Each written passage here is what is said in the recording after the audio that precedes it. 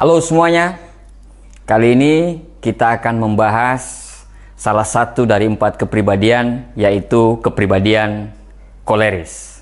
Sebenarnya paling baik pada saat Anda menyimak video ini, Anda sudah menyimak video saya terdahulu, yaitu 4 kepribadian manusia. Ya, dari 4 kepribadian manusia itu sudah ada pemetaan-pemetaannya, yaitu ada yang ekstrovert, ada yang feeling, ada yang thinking, dan bagian-bagian mana saja yang memakai hal-hal tersebut. Nah, kali ini kita akan membahas mengenai kepribadian, salah satu kepribadian yaitu koleris. Ya, koleris ini dijuluki juga si kuat. Kalau teman-teman pernah mendapatkan ada orang yang matanya tajam, ya hobinya perintah-perintah, ya kalau ngomong itu straight to the point gitu ya, to the point. Kamu ini begini, lihat nanti kamu ngerjain ini aja. Atau agresif, ya susah mengendalikan diri. Anda lagi berhadapan dengan orang-orang yang diindikasikan nih ya, itu adalah orang-orang koleris. Kenapa masih diindikasikan? Kenapa? Karena menurut bukunya Florence Littron, Personality Plus, itu masih ada campuran-campurannya lagi. Jadi dia tidak murni. Ya, ada yang murni, ada yang tidak murni. Yang tidak murni ini banyak banget. Yang tidak murni ini ada campuran alaminya, ada campuran pelengkap, dan ada campuran berlawanan. Kalau campuran alami ini ya sama-sama ekstrovert. Sama-sama ekstrovert itu adalah koleris sama sanguin, atau sama-sama introvert. Melankolis, plekmatis. Ya, kedua adalah campuran pelengkap. Ya, campuran pelengkap ini adalah mungkin koleris melankolis, ya koleris melankolis atau sanguin plekmatis. Dan ada juga campuran berlawanan, yaitu mungkin koleris plekmatis. Ya, koleris plekmatis. Nah, kalau umpamanya Anda mendapatkan orang-orang yang seperti saya sebutkan di atas, ya berarti Anda lagi berhadapan dengan orang-orang koleris. Nah, orang-orang koleris ini, Bapak Ibu sekalian, itu orangnya nggak mau tahu, ya kalau dalam segi pekerjaan, ya orangnya ini tidak peka, ya orangnya ini mau menang sendiri, ya orangnya ini ya kata-kata yang paling dia sulit terima kalau Anda ucapkan itu ya adalah kamu ini orangnya tidak bertanggung jawab. Oh, hati-hati bicara responsibility. Orang-orang koleris ini paling sensitif, ya. Lagu kesayangannya itu adalah I didn't my way, ya, my way. Jadi dia melakukannya semuanya sendiri, ya. Jarang minta tolong sama orang lain, ya. Dia bisa melakukannya sendiri, ya. Tetapi koleris ini banyak sisi-sisi kelebihannya, yaitu istilahnya dia sangat gemar tantangan. Ya, dia orangnya dinamis. Ya, dia tidak suka stagnan gitu ya. Dia tidak suka stagnan ya. Dia ingin selalu bertumbuh dan selalu berubah. Dan dia ini sangat pandai memimpin. Tetapi ya banyak juga kelemahan-kelemahannya. Ya, tadi orangnya egois, ya, susah memaafkan, susah minta maaf juga ya orang-orang koleris ini, Bapak Ibu. Koleris ini sangat vokal dan sangat suka kontroversi, ya, suka chaos, ya, suka bikin masalah. Ya, orang-orang koleris ini kadang kalau suasana happy, anteng gitu ya, dia kadang nggak seneng yang seperti itu. Dia suka perdebatan, dia suka kontroversi. Nah, ini orang-orang koleris, ya. Nah, apakah kepribadian ini bisa dirubah atau tidak? Jadi otomatis ya, dalam kita mempelajari kepribadian, dalam kita mengetahui kepribadian, yang pertama adalah kita mengetahui dulu kelebihannya dan juga kita mengetahui kekurangannya.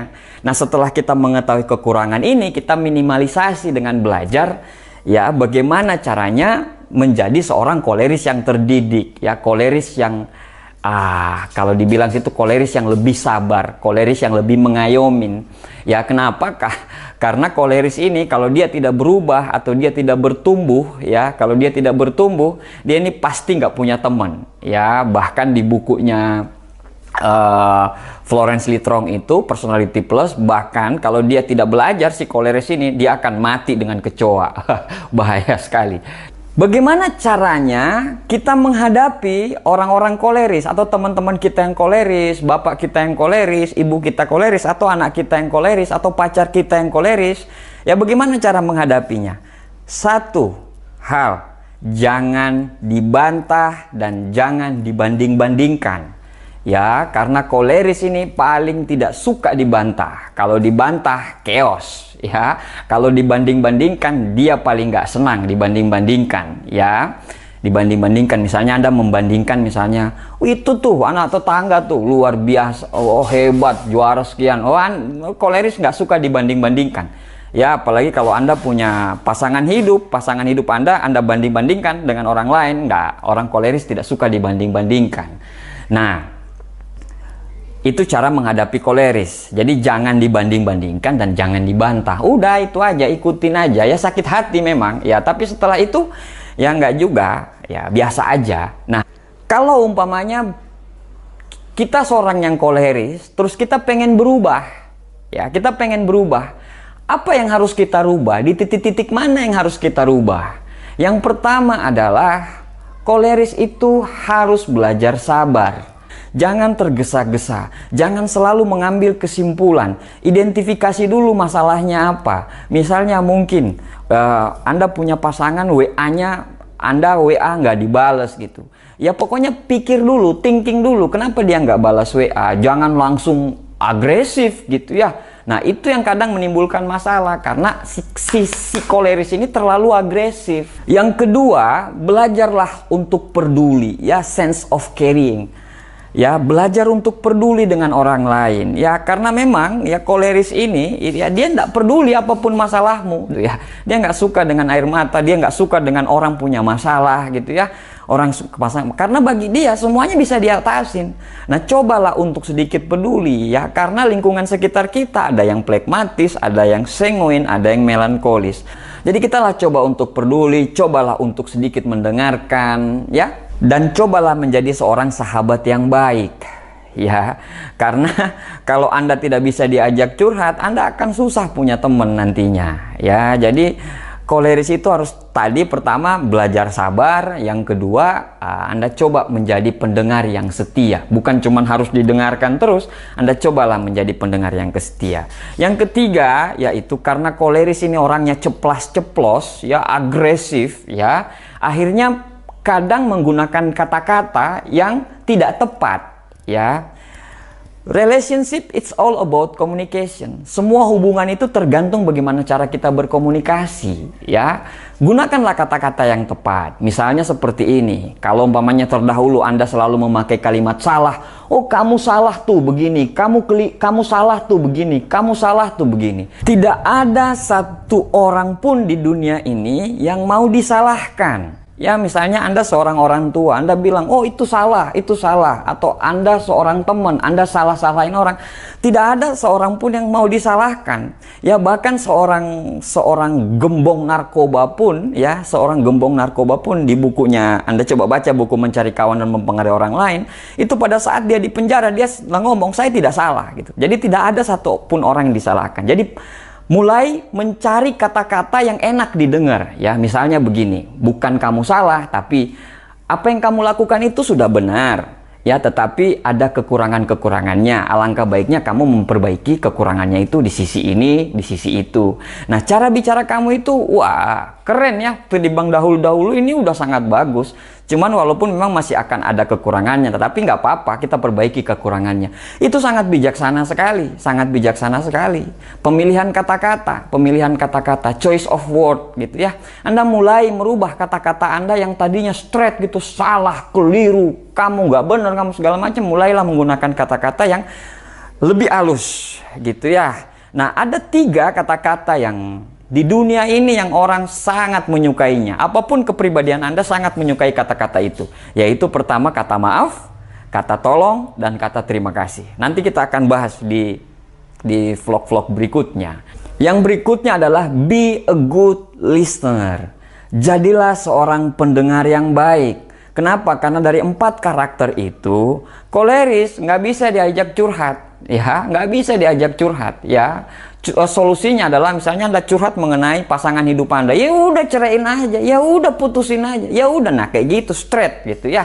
Anda nggak bisa dapatkan solusi dari situ. Jadi mulailah menjadi seorang pendengar yang baik ya. Kalau Anda umpamanya dapat chat dari teman-teman Anda yang lagi ngeluh atau lagi apa ya, kecuali ngeluh pinjam duit, langsung aja ya tanda seru, nggak ada gitu. Ya, kalau umpamanya ngeluh dia apa, mulailah jadi pendengar yang baik. Mulailah menempatkan posisi Anda sama seperti posisi orang yang mengeluh tersebut. Ya, jadilah seorang pendengar yang baik. Nah, Bapak Ibu sekalian, itulah sedikit cerita ya, sedikit kupas ya, saya mengupas sedikit mengenai kepribadian koleris ini. Di video-video nanti saya akan mengupas mengenai sanguin, plekmatis ya, dan melankolis. Tetapi sekali lagi saya bilang ya, Anda melihat video ini tidak seperti Anda membaca bukunya Personality Plus-nya Florence Littrong. Ya, bukunya itu sangat komplit sekali ya, sangat bagus sekali. Seorang pemimpin yang baik adalah seorang pembaca yang setia. Ya, jadi Anda mulailah baca buku itu, karena kalau Anda menonton video ini hanyalah untuk memandu Anda untuk membaca buku tersebut. Dan membaca buku tersebut ya tidak seperti ya Anda kalau ikut ya sekolah kepribadian. Ya, karena bicara kepribadian ini banyak sekali faktor-faktor yang kita harus pelajari dan tidak akan ada habis-habisnya. Koleris harus lebih belajar sabar, sanguin harus lebih belajar disiplin, melankolis harus lebih belajar sedikit lebih luas, dan plekmatis harus belajar untuk memimpin. Bapak Ibu, kepribadian adalah cermin kehidupan kita. Kalau kita bisa mengontrol kepribadian kita, insya Allah kita akan sukses. Bukan cuma sukses di dunia karir, tapi kita sukses juga membangun hubungan dengan orang lain. Sampai ketemu di vlog berikutnya. Terima kasih.